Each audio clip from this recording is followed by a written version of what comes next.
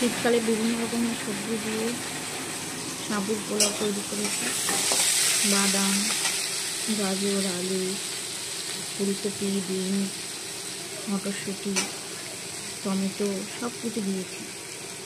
একটু নুন পড়বে, চিনি দিতে হবে সামান্য। নিরামিষ জিনিস একটু চিনি দিলে ভালো লাগে টেস্টের জন্য। নামানোর আগে একটু গরম মশলা দিয়ে নামিয়েছি আর ঘি দিতে হয়েছে। সামান্য একটু ঘি দিয়েছি, সাদা তেল দিয়ে রান্না করা হয়েছে সানফ্লাওয়ার।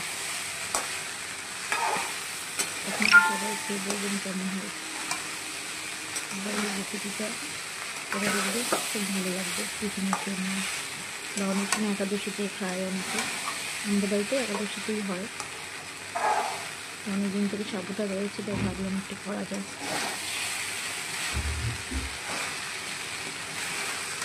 একটু ভালো লাগে যদি না ঘুরিয়ে দুটি তরকারি খেতে যায় একটু দেখুন তো টাটা।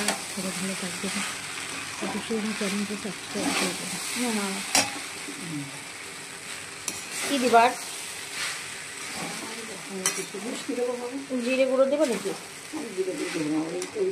শুধু একটু দেবো গরম মশলা, কাজু কিশমিশ দিলে না তো? ওটা দিই না।